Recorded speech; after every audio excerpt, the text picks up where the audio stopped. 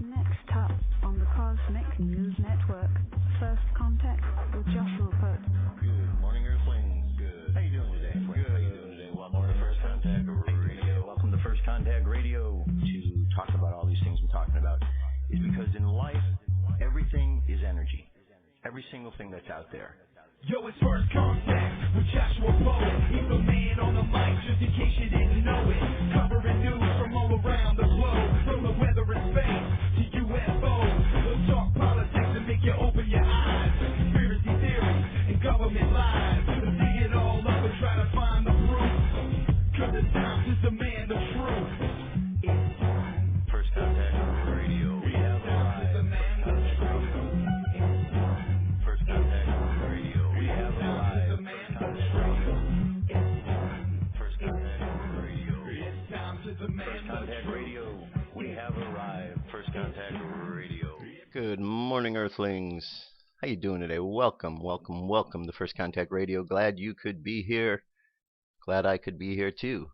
I look forward to doing these shows. It was good to take some time off, but it was good to get back. I felt like I was, getting back in the swing of things last couple days, and here we go.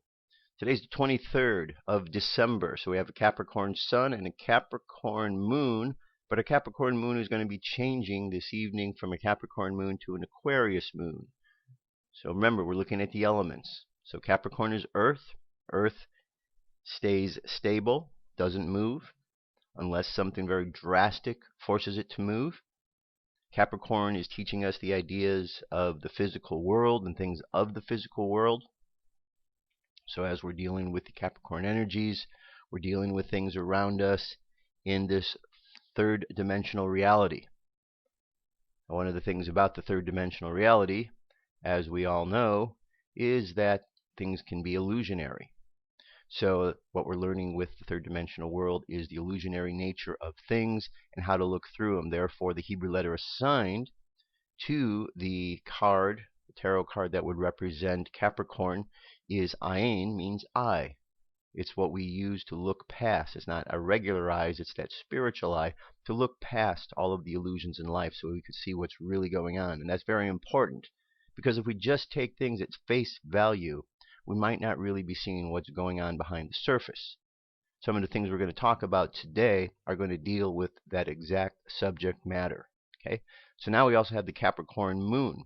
Capricorn Moon is our unconscious mind. Unconsciously, we're dealing with the same things, things of the physical world. With the physical world, again, looking through the illusion to see what's really behind it.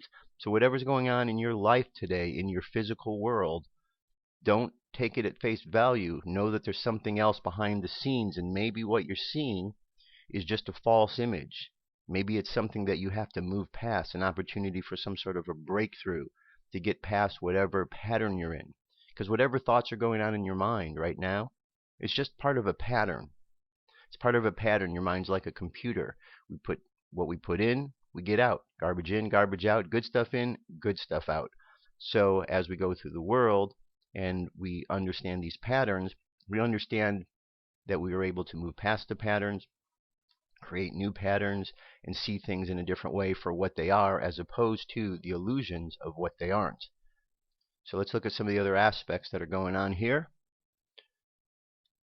We see that a little bit later this morning, in just a couple of hours, we are going to have Saturn right here is going to be moving and connecting here with Sagittarius. So Saturn is all about discipline. It's a disciplinarian, and that discipline is going to go into truthfulness. And therefore, these two things are going to be tugging at us, that we want to be disciplined, but we also want to be truthful. However, with this Capricorn there and the illusions that we could possibly see, we don't want to be too hard on ourselves, apply too much discipline, because that's not necessary. We want to treat ourselves kindly at all times. We want to treat others kindly at all times. But it starts with us, because what we do with ourselves reflects out to others. And so we start with ourselves. We treat ourselves kindly by not being over-disciplining to us, because, hey, we are all going through this process of life. We're all learning together.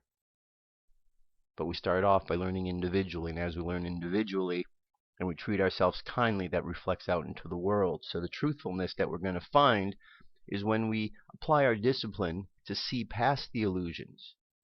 Doesn't mean that everything in the physical world is an illusion, but some things are, and we want to learn to be able to understand the difference.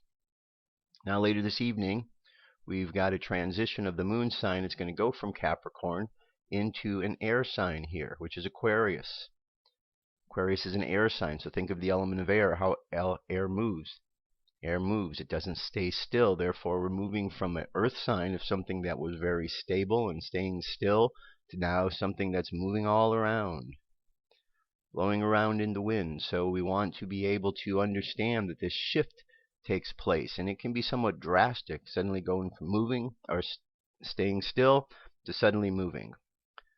Our mind is the thing that's moving here, the air that's moving, the words and the actions that we speak are all part of this process here. So as we move into this evening, we're going to start seeing things differently, looking at things a little bit differently.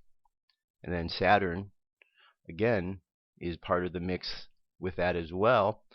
And whatever we're learning here, whatever truthfulness comes out in the discipline, is going to rear its head again later as we move into the Aquarius phase. And it's going to give us an opportunity to take some of that truthfulness, apply it to our thinking, and be able to have a new perspective on things, see things maybe the way we need to see them, or move us along the path in that direction.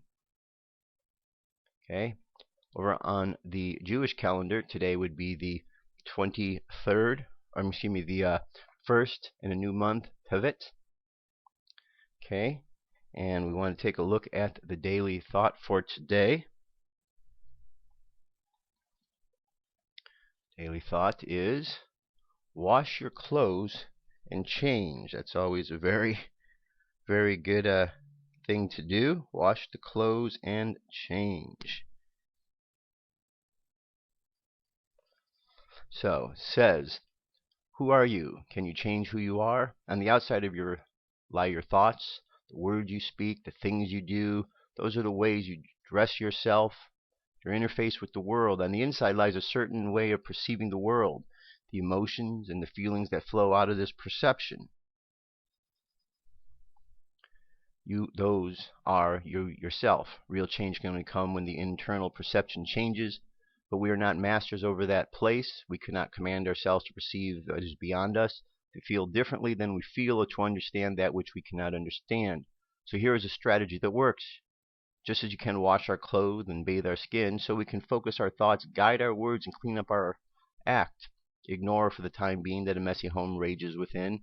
Once scrubbed enough to let light pass through, eventually your inner self will awaken to that light.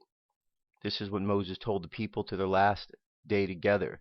The hidden things are up to God, but the other things for us and our children forever to do what needs to be done. Okay. Very good, very good.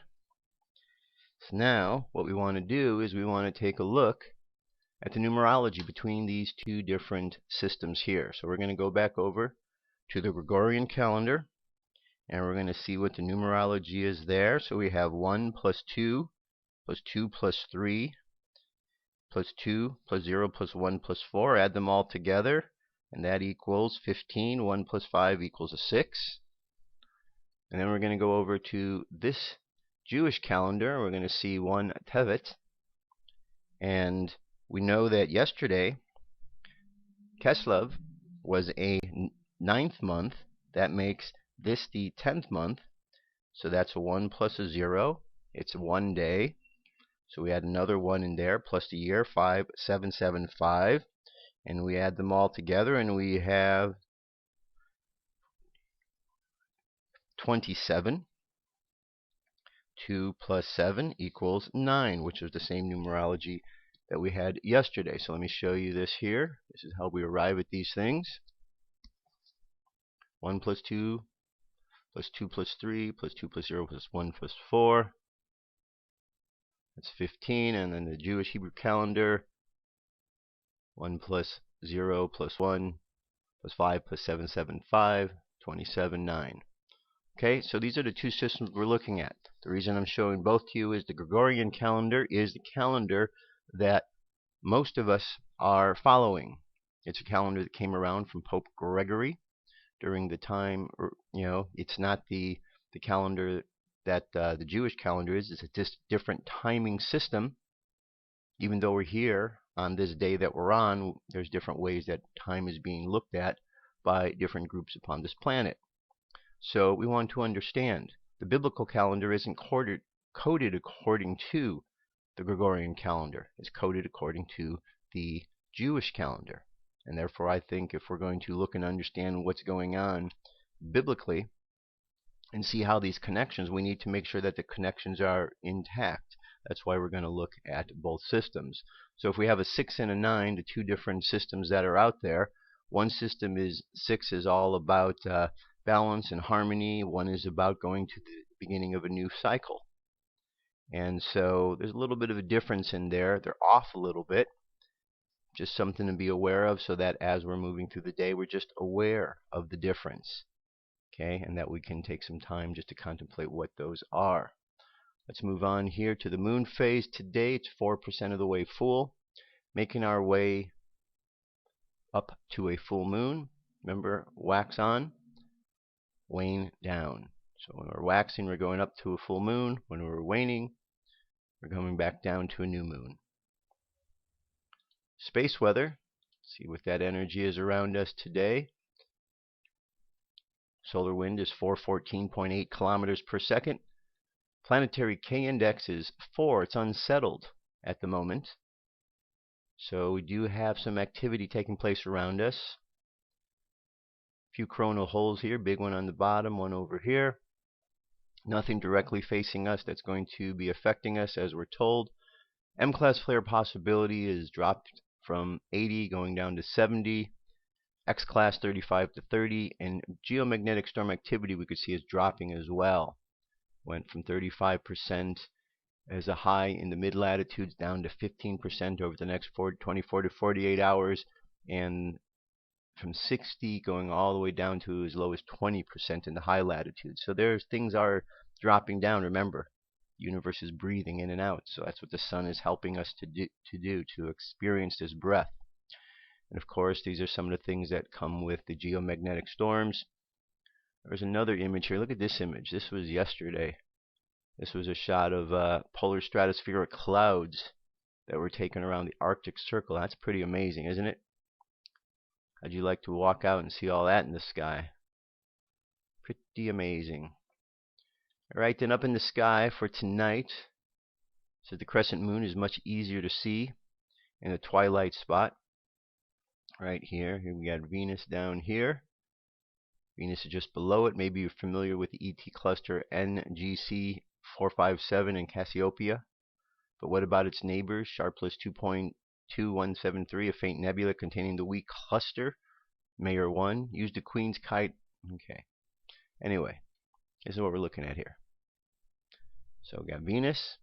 Looking southwest tonight, we have Venus. And almost directly above it, we're going to have the moon. So once you find the moon, if you're using that as your point of reference, and you'll be able to find Venus by just looking downward from the moon slightly to the right. Alright, there you go. That gets us started. UFO news is up next. Let's get to it.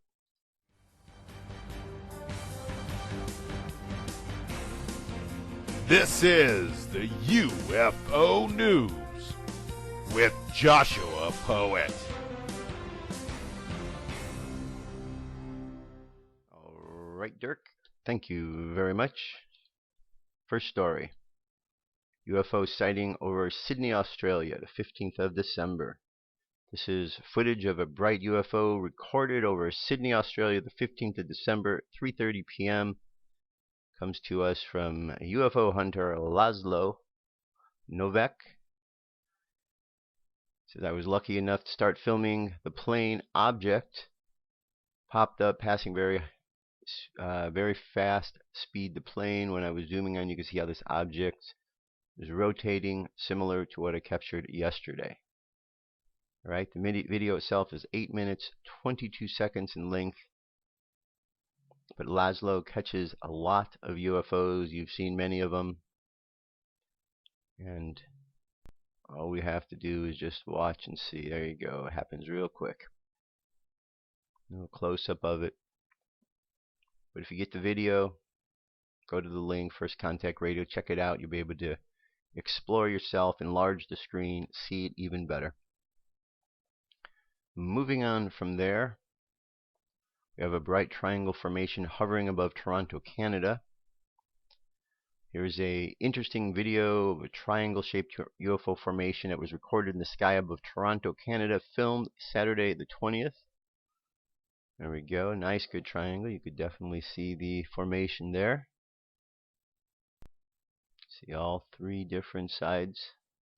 1, 2, 3. The lights at the front, back, and there even appears to be one right in the middle.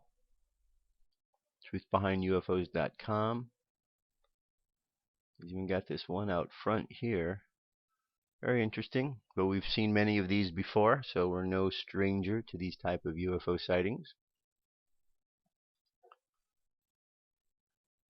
Cosmonaut of Vladirmir Kovalyonok. Many cosmonauts have seen phenomena which are beyond the experience of Earthmen. So this is a sighting that he had back in 1981, but he didn't speak about it for 10 years. For 10 years, I've never spoken on such things. The encounter you asked me about happened May 5th, 1981, at about 6 p.m. during the Salju mission. At that time, we were over the area of South Africa, moving towards the area of the Indian Ocean. I just made some gymnastic exercises when I saw in front of me, through a porthole, an object which I could not explain. It is impossible to determine the distance in space. A small object can appear large and far away, and the other way around. Sometimes a cloud of dust appears like a large object. Anyway, I saw this object, and then something happened I could not explain, something impossible according to the laws of physics. The object had this shape, elliptical, and then flew with us. From a frontal view, it looked like it would rotate in flight direction. Said it only flew straight, then kind of explosion happened, very bright to watch, of golden light. This was the first part. Then 1 or 2 seconds later, a second explosion followed somewhere else. 2 spheres appeared, golden and very beautiful. To the right is a sketch of the object. Okay, very interesting. And I'm sure as we continue to go, we're going to see more and more of these astronauts stepping forward with things they have seen, because it's hard to imagine that they have not seen anything up there. We know that they have, because slowly this information is being leaked out. Speaking of being leaked out, here is a leaked from an American astronaut, Gordon Cooper. This is from Gordon Cooper from March 6, 1927 through October 4, 2004 was a NASA astronaut. Cooper was one of the original 7 astronauts in Project Mercury, the first manned space effort of the United States. He was the first American to sleep in orbit, flew the longest space flight of the Mercury project, and was the last American to be launched alone into Earth orbit and conduct an entire solo orbital mission. Later, he also participated in the Gemini project. Leroy Gordon Cooper Jr. was the first American astronaut to claim to have seen UFOs while flying over West Germany in 1951. Cooper was 30 when captain at Edwards Air Force Base in California. On May 3rd of that year, he had a crew setting up in the Ascania Syntheolite precision landing on the dry lake bed. The Syntheolite system would take pictures 1 frame per second as the aircraft landed. The crew consisted of James Biddick and Jack Geddes, who began work at the site just before 0800, both still using still and motion picture cameras. The crew returned to the base and reported to Cooper that they saw a strange flying object in the shape of a saucer. It made no sound as it landed or on takeoff. They explained how the saucer hovered above them, landed 50 yards away from them using 3 extended landing gears, and then took off. As they approached for a closer look, being photographers with cameras in hand, they of course shot images with 35mm and 4x5 still cameras, as well as motion film. There was a special Pentagon number to call to report the incidents like this. He called it, immediately went up the chain of command. until he was instructed by a high-ranking general to have the film developed and ordered not to make any prints of the footage. Cooper sent the film right away in a locked courier pouch. Cooper adds that he had been instructed not to look at the negatives before sending them. He did not comply with the order, and he noted that the quality of the photography was excellent, as should be expected from the experienced photographers who took them. What he saw was exactly what they had described to him, and expected that there would be a follow-up investigation since the aircraft of unknown origin had landed in a highly classified military installation. But nothing was ever said of the incident again. Later in life, Cooper said he would never be able to track down what happened to those photos. He assumed that they ended up going to the Air Force's official UFO investigation, Project Blue Book, which was based at Wright-Patterson Air Force Base. He held until his death that the government is indeed covering up information about UFOs. He gives the example of President Harry Truman, who said in April 4th, 1950, that I can assure you that flying saucers, given that they exist, are not considered by any power on Earth, are not constructed by any power on Earth. He also pointed out that there are hundreds of reports made by his fellow pilots, many of them coming from military jet pilots sent out to respond to radar or visual sightings from the ground. He was quite convinced till the day he died that he had seen UFOs, and was a strong advocate to make the government come clean with what it knew. In his memoirs, Cooper wrote that he had seen other unexplained aircraft several times during his career, and also said hundreds of similar reports had been made, often by military jet pilots responding to radar or visual sightings from the ground. He further explained that these sightings had been swept under the rug by the U.S. government. Here we have a list of celebrities who've had some UFO sightings. Celebrities claim to have lived through a real-life X-Files episode with tales of UFO sightings, even alien abduction. Got Robbie Williams. Says Close Encounter. The former Take That singer says he's seen a UFO 3 times in his life. Once when he was a kid growing up in England, the other time in Beverly Hills, and the third allegedly occurred just after he wrote the song about aliens. Williams even took a hiatus from the entertainment industry in 2006 to join journalist John Ronson in the Nevada desert to help him gather evidence on alien abductees. Olivia Newton-John, at 15, the singer-actress, claimed she saw a UFO that appeared as a silver object flying across the sky. This sparked her lifelong interest in extraterrestrials. Dan Aykroyd, has some strong opinions about aliens, claims to have seen 2 UFOs hovering over New York City on 9/11, and believes that they haven't made contact with us Earthlings because we aren't advanced enough to warrant contact. Sammy Hagar, the rocker and the former Van Halen lead singer, wrote up in his autobiography, Red, My Uncensored Life in Rock, that aliens hooked up to his brainwaves and tried communicating with him while he was asleep. I saw a ship and 2 creatures inside of the ship, he wrote. Couldn't see their faces. They were connected to me, tapped into my mind through some kind of mysterious wireless connection. As far-fetched as this sound, Hagar insists he wasn't dreaming all this up, or he wasn't stoned. John Lennon, you've heard this one. John Lennon told his friend Uri Geller that he was once jolted awake by a bright light coming outside his bedroom, and he went outside to check where the light was coming from. He found 4 strange beings with big bug eyes and little bug mouths scuttling around his New York City apartment. According to Geller, Lennon claims the aliens gave him an egg-like object that he carried around with him. And Fran Drescher. Drescher told the Huffington Post that she saw aliens when she was in junior high while driving with her father. She claims they implanted a chip inside her that left a scar.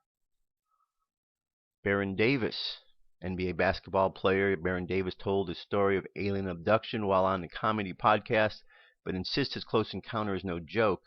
Davis claims he was kidnapped during a drive from Las Vegas to LA and ended up in a steel contraption with humanoid-like beings poking his nose. Muhammad Ali. Ali jogging in New York Central Park one day.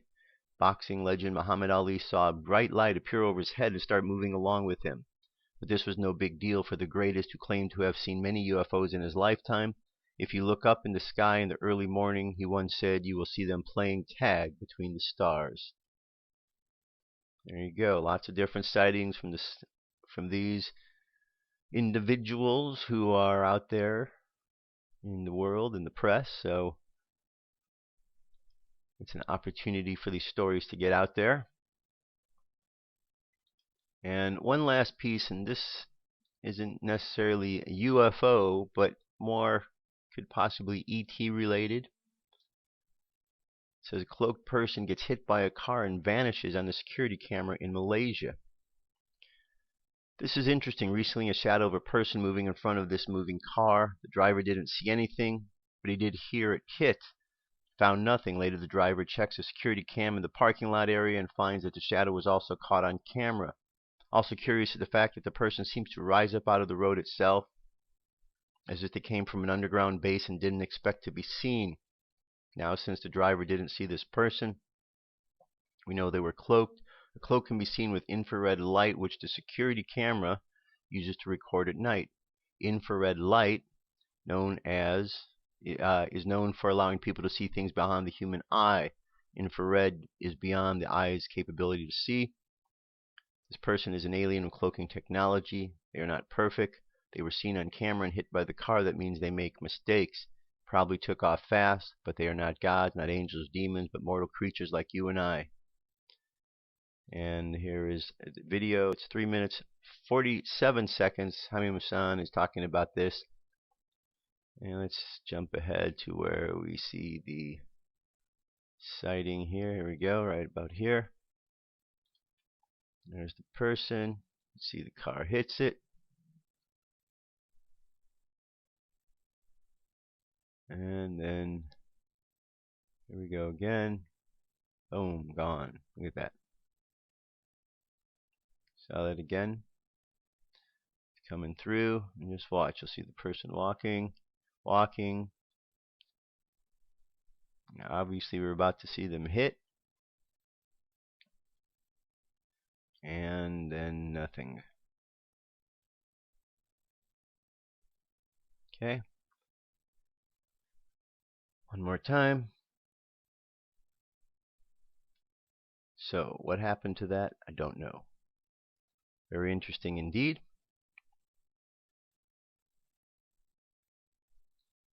And that is our UFO news for today. I'll be back. Stay tuned. Come into our circle, Great Spirit. Fill our souls with peace.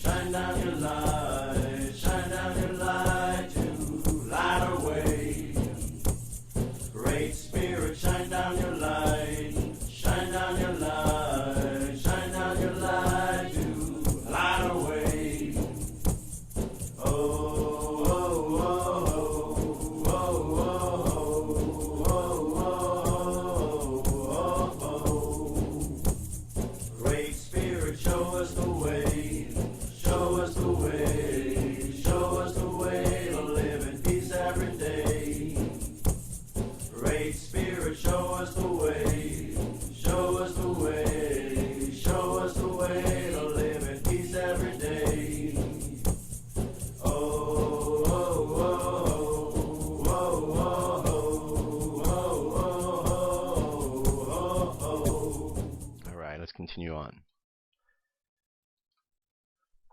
Okay. Capricorn. That's the symbol. That's the astrological sign that we are in today, sun sign, moon sign. And I told you that Capricorn has to do with the physical world. Hebrew letter assigned to it, ayin, has to do with looking past illusions. So we live in this world, this physical world, and there's things that go on. We're told that this physical world isn't the be-all, end-all of everything. Remember, there's multiple realities.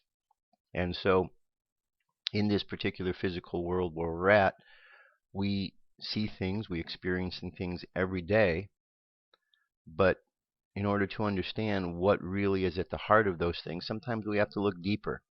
We're told in various esoteric books that there is a battle of light and dark going on. The Bible is one of these books. And I don't know if we truly understand what this means on a whole, because every day there are good people being fooled. Every single day, good people are being fooled, and when told about it, they don't really seem to care. And that somewhat is kind of troubling. I don't quite understand it, but it happens. And maybe that's the nature of the darkness, that it's out there and we really need to look past it. One of the things that's very important that I want to show you is this particular article here. This is what we're going to talk about. I'm going to talk about here the Father Malachi Martin. As you could see, it says Father Malachi Martin affirms Satanism isn't practiced in the Vatican. Father Malachi Martin, let me tell you about him. It says, concurrent satanic rites reportedly took place in the U.S. in St. Paul's Chapel in the Vatican on June 29, 1963, barely 1 week after the election of Paul VI. Father Malachi Martin affirmed Satanism has been practiced in the Vatican. How I warned and I warned that Satan would enter into the highest realm of my hierarchy in Rome.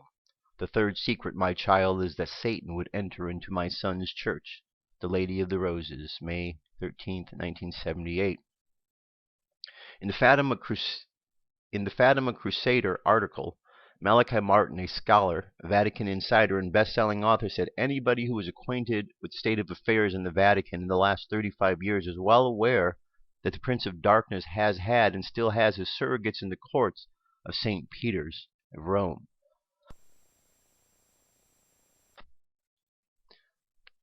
From 1958 to 1964, Jesuit priest Malachi Martin served in Rome, where he was a close associate of and carried out many sensitive missions for the renowned Jesuit Cardinal Augustine Bay and the Pope. Released afterwards from his vows of poverty and obedience at his own request, but still a priest, he ultimately moved to New York and became a best-selling writer of fiction and nonfiction. Martin had first made reference to a diabolic rite held at Rome in his 1990 nonfiction bestseller autobiography about geopolitics in the Vatican called The Keys of This Blood, in which he wrote, most frighteningly for Pope John Paul II, he had come up against the irremovable presence of a malign strength in his own Vatican and in certain bishops' chanceries. It was what knowledgeable Christian churchmen call the superforce. Rumors, always difficult to verify, tied its installation to the beginning of Pope Paul VI's reign in 1963.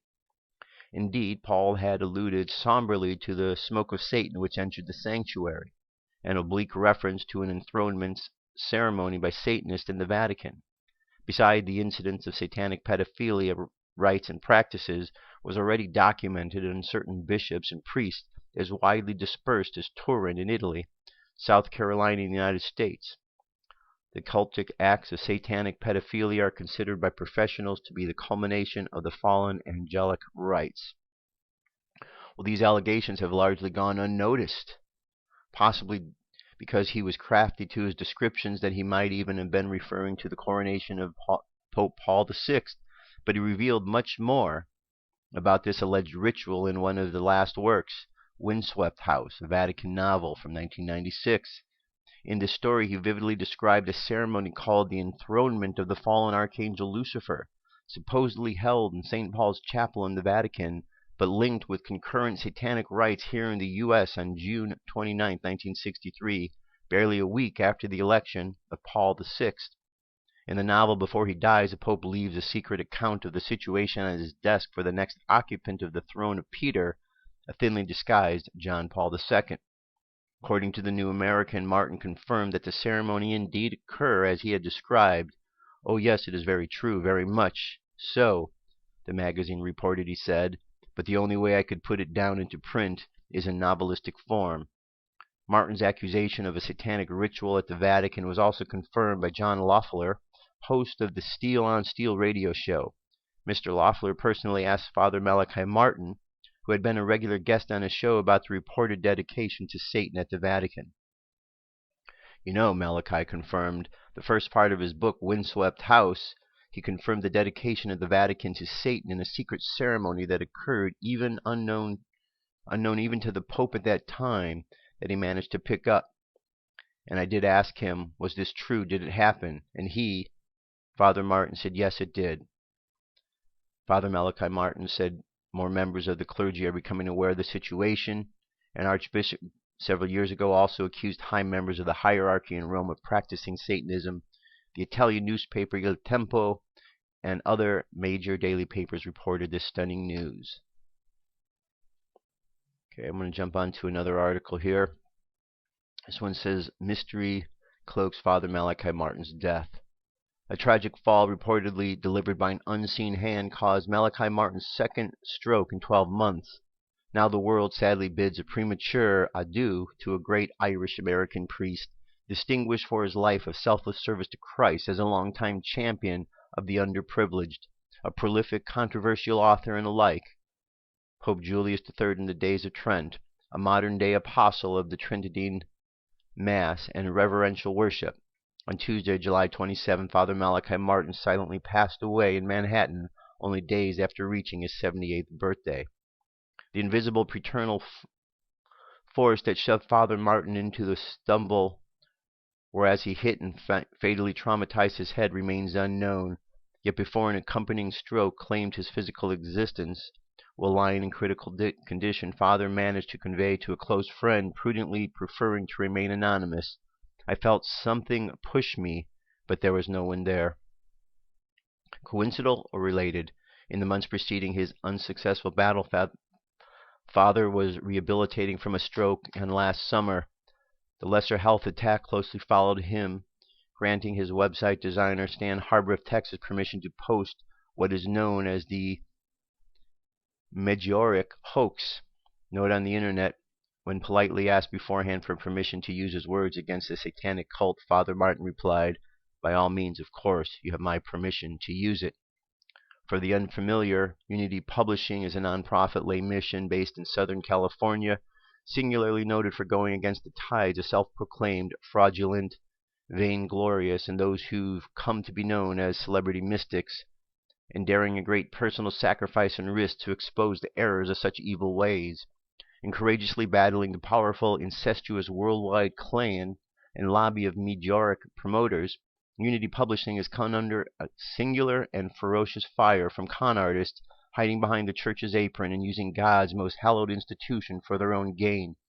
Alike Father Martin, Unity has been and remains dedicated to cutting away every evil from the church, that the true light of God's being, ever present only in the most blessed sacrament, might shine through the lives of every holy communicant.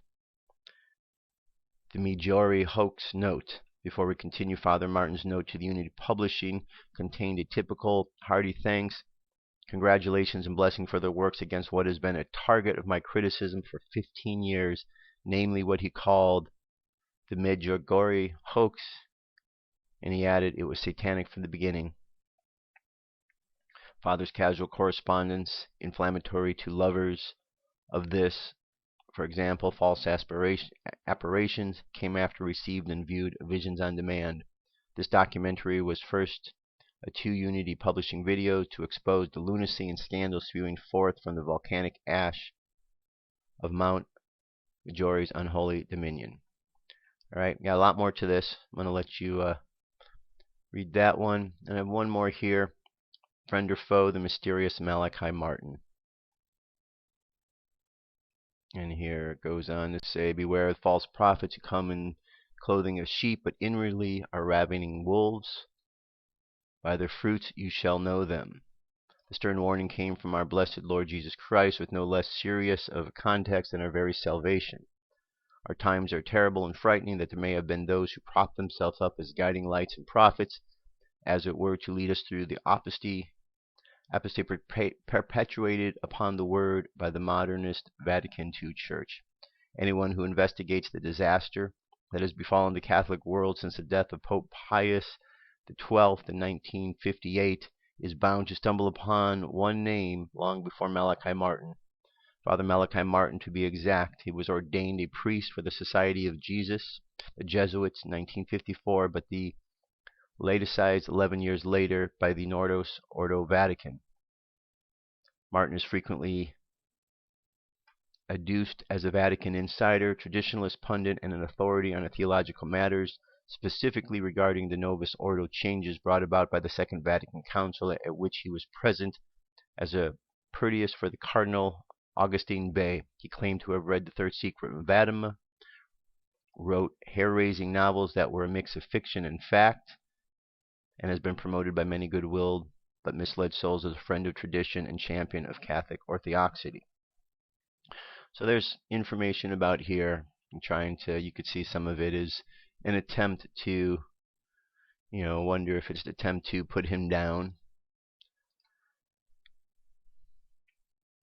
Information for you to read, think about, discuss. But if what he's saying is true, there's a problem. If he is saying what is true, why is every single Catholic not looking into this?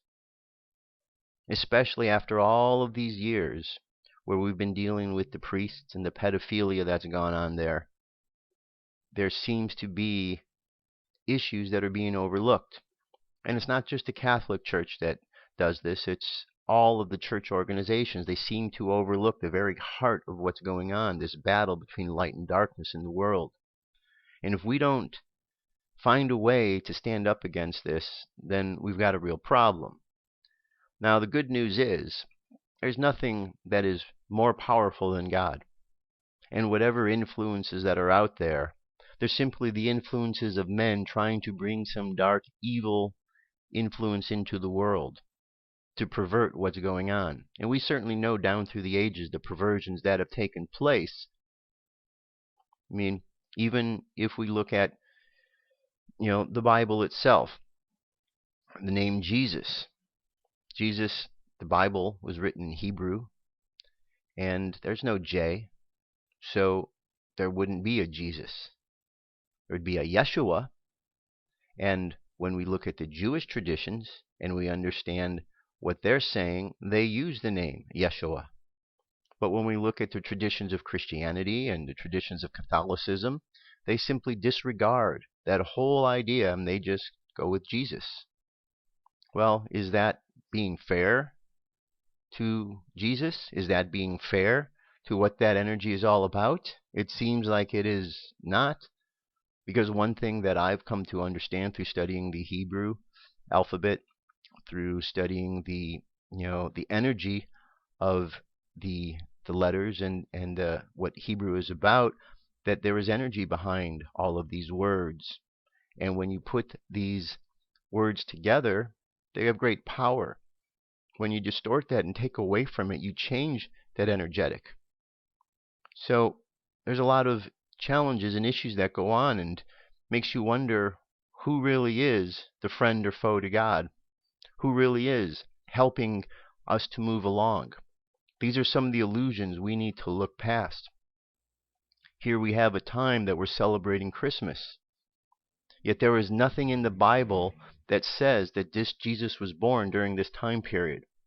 As a matter of fact, there is a timeline that we can look at that shows us that Jesus was not born during this time, possibly conceived during this time, but was born probably in September, sometime around the Feast of Tabernacles, and we can follow a timeline. Very easily to do. All we have to do is be willing to look. And yet, when you mention this to people that are celebrating Christmas, they don't want to know, because they're all caught up in the tradition of this holiday. And yet the tradition of the Christmas holiday is lumped together with these Saturnalia festivals, these pagan festivals that deal with drunkenness and orgies. Well, how do we take Yeshua and how do we lump him in with all of that and not think that there's a problem? There is some issues. There's some big issues going on. And we as a people need to really understand the history of why we do the things that we do. And if so, and if we get to that point of looking at it, then we can go and we can make some corrections. There's a lot of good people in the world that just turn a blind eye to all of the bad stuff going on. In order for the bad things to continue to go on, all it takes is for the good people to turn a blind eye. For good people to say and do nothing. Well, now is the time for the good people to say something, to put on the armor of God, to know that there isn't anything Satan, the devil, Lucifer can do to hurt you, to harm you. Because all that is fear that is projected into the world. It's just fear. And when we look at that fear and we dissipate it with love, guess what? It goes away. Then there's no fear. That's what we have to do. We have to look past these illusions in life. Ayin. We have to use our inner spiritual eye to look past these illusions, to look past what the physical world is saying, because there's something deeper. And we're told over and over and over in many, many esoteric books. And if we don't pay attention, we're going to come to a point one day where we realize that we let things go too far and that we could have changed things much sooner. We'll be able to make changes at that point, but things will be a little bit more challenging because the further things go along, the more we allow this darkness and evil to creep in. So I'm not satisfied with letting darkness and evil creep in, and I know that you aren't either, which is I know why you're listening to this show and why you're out there studying and finding things. So let's keep doing that. Let's keep shining this light bright, the light of truth. That's what's important. Let's look past these illusions. Let's not turn a blind eye to the darkness that is moving into the world. Let's shine the light bright upon that darkness so that darkness goes away. And when that goes away, guess what? There's lots of goodness for everybody. And that's what everyone wants, the goodness. So just turn away from the fear. Put on the armor of God. That's all we have to do. I know some think it sounds more difficult than that, but it really isn't. It really isn't at all. All right?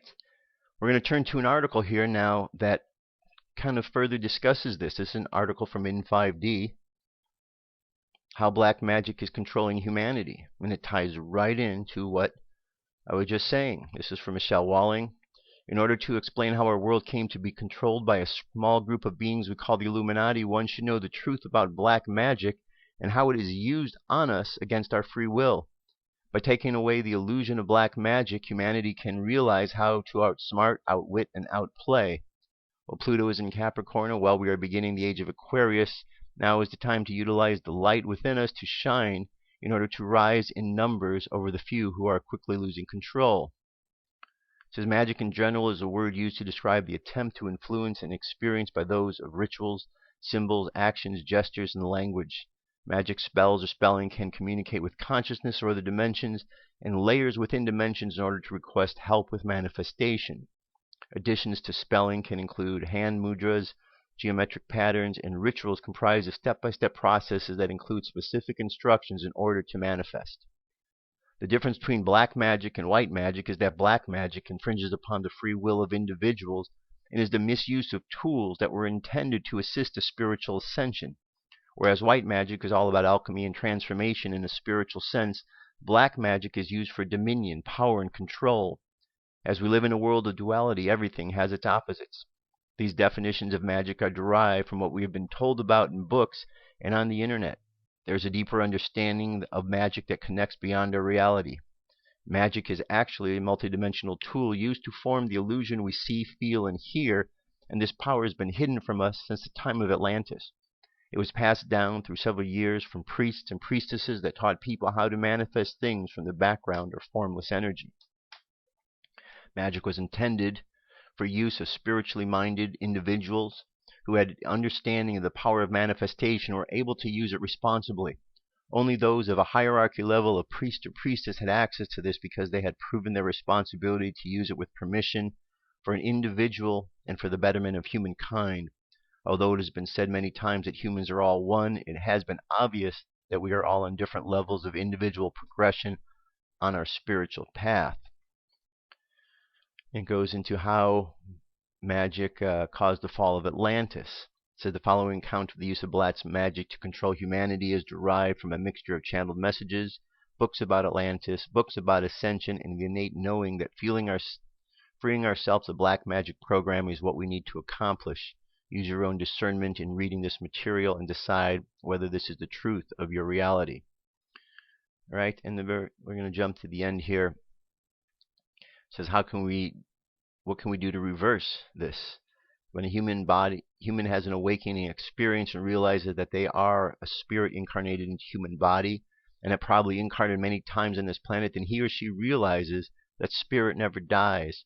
This begins to dissipate a fear of dying and opens the door to many questions about our existence. When one steps through the door and realizes that almost everything in our reality was devised to manipulate us by keeping us in fear and low vibration, the answer to this reprogramming becomes simple. Knowledge of who we are as multidimensional beings of light trapped in a lower vibrational experience is the beginning of learning how to raise your vibration in order to free yourself from the hidden illusions of black magic. Okay? And some of this, stop giving your energy away. That's part of the process. Okay, I'm going to leave the article for you to read the rest of it. That gets you started there. But it's real simple. Our minds create patterns. Patterns go out and they affect what we do. So as we have a pattern in our mind, and if somebody continued to express information into the world that affects our pattern, which happens every day. We turn on the news, we hear things over and over and over. Like an affirmation, the news repeats this bad stuff over and over and over until pretty soon it gets into the mind. And then the mind starts playing that. And as you're sleeping, things are going through your mind. As you're going through your days, when we change those patterns, we stop giving energy to all of that negativity. When we decide to take responsibility for ourselves, we can change things instantly. Instantly. We don't have to allow the process to continue on.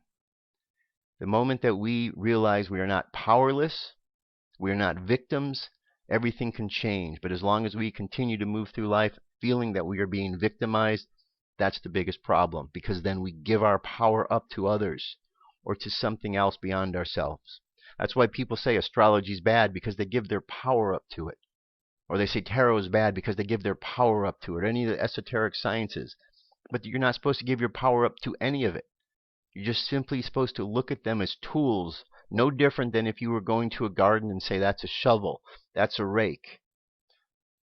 That's all. Just tools to help you along the process. You don't give your power up to them. The power comes from within you, and that power comes from the source of the divine creator. And as long as we allow that to shine bright, we're golden.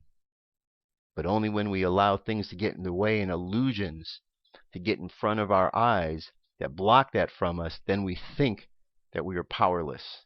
And we're not. All we have to do is open our eyes to see. Here's our channeled message for today. And it comes to us from the angels. Let's get to it.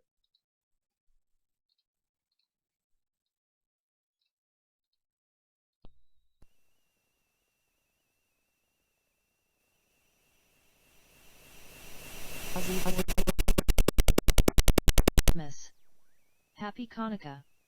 Happy light in the darkness, and light rising up within your beautiful, brave, and bountiful hearts. For indeed, light did not come into the darkness, but rather was revealed in the midst of the darkness. Light always exists, dear ones. Light is what the entire universe is made of. In the midst of the greatest trials, one must only look in the most humble places to see evidence of God's love. Whether it be in the light of an oil lamp, a babe in a humble manger, or in a simple flower growing up through a crack in a concrete sidewalk, love is ever present, always seeking to reveal itself, always seeking to grow. We celebrate your holidays because your holidays celebrate love. Look for love this week. Look for it everywhere. See it in the faces of those smiling and in the faces of those scowling. Look for it in the most beautiful decorations and in the most garish displays of artificiality. Someone loved themselves, their jobs, their families, or their ideas enough to create everything you see in front of you. The first soul to mix concrete loved the idea of a solid platform. The first person to create the jackhammer to break it up loved the idea of change. The first wise man to follow the star loved the idea that God so loved the world. And you dear ones, you so love others that you wait in lines, spend your hard-earned money or time, take time to wish others well. You do these things, you create, you sing, you worship, you wish goodness upon others, all because you love. All love is the love of God. All light is the same light present in the lamp, in the manger. All of you without exception birth the divine in the most humble places and spaces within your lives. A quiet smile for a stranger. A kind word for a clerk. Allowing a rushed and rude driver ahead of you in traffic. These are the moments when innocence and love are birthed in the manger, again, and again, and again. Close your eyes during this holiday season. Breathe deeply. Feel the light within your heart. Breathe. Receive. Expand. Fill up your cup with love and pray that the whole world would allow for the same. This is our present to you, dear ones. A gentle reminder that the light born on Christmas, the light burning in the lamp in the temple, the light that lives and breathes within you is your perfect gift to all of humanity. Alright, very nice. So, love, very important key to help us get through whatever situations we need to get through. And that will change it all. So let's turn ourselves now to our meditation for today. Close your eyes. Take a deep breath. Exhale. Take another deep breath. Exhale again. As you breathe in again, breathe in love. Imagine this love going through your body, clearing in all the darkness that's there, and exhale, and just let all of that go. And again, just breathe in. Feel the love recycling through your body, clearing out all the darkness, the cobwebs, the doubts, the fears, and exhaling out into the world, where that energy is transformed back into love. And just imagine this simple process of sending love into the world. And know as we do, we dissipate the darkness that is around. So let's just imagine looking at the earth from a distance. And as we look at the earth, we see all the darkness within the earth. So we just imagine sending love to it. And as we send love, we see that darkness dissipate, almost like a cloth was taken and wiped off the dirt to see the windshield underneath. So as we wipe through and we clear all of this illusions of darkness,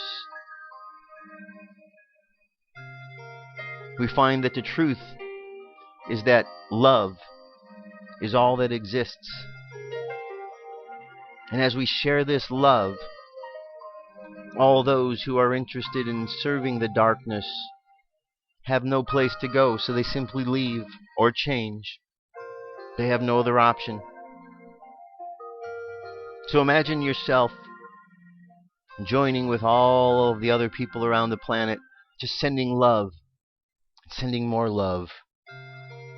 Imagine seeing people who are out there creating problems and just throwing a ball of love at them and just seeing it explode over their body. And watch them change or dissipate before your eyes. Imagine whatever it is, the idea that is out there of this darkness, this demonic energy. Just imagine throwing love at it. And imagine all of us standing up against it, wearing the armor of God, standing strong, and just watching that energy dissipate as well. And as we do so, imagine our space brothers and sisters smiling upon us, knowing that we are doing what we need to do. Imagine Yeshua smiling brightly, knowing that we are all assisting Him in clearing the earth of all of this negativity, doubts, and fears. And one by one, place by place, the earth becomes cleaned up, brighter, happy, and whole. So let's imagine ourselves living on a planet of love, a planet of light, of hope. Let us feel the good feeling we have of knowing that we were strong and we've seen past the illusion, so now we see the truth. And as we know about the truth has set us free. Contemplate the affirmation for today. I am surrounded by love and all is well. And let your mind just contemplate on that as you go throughout the day. Let the subconscious mind continue on that journey, and let's bring our conscious mind back to the present moment on the count of 3. 3, coming back to the present moment filled with confidence. 2, coming back to the present moment filled with faith. And 1, coming back to the present moment happy, healthy, and whole. Happy, healthy, and whole. Take one more deep breath. Exhale. And open your eyes. That's it, my friends. It's that simple. You know, it's not some new age foo-foo kind of thing. This is the real deal. And we all have the ability to do it. We don't need any special powers because we already have them. All we have to do is just be willing to change. And if we're willing to change, the change will come. So let's make the changes we need, my friends. Let's change this planet into the place of love. Let's stand strong so all those who are out there who are tentative or fearful about the process find a way to overcome their fear and tentativeness because they see others and are inspired. And one by one, we'll all become inspired and we'll be living on a planet that we truly, truly love the way the planet loves us. Alright, that's it. Have an awesome day. I love you. Keep loving each other. And I'll talk to you tomorrow. Peace. I'm out of here.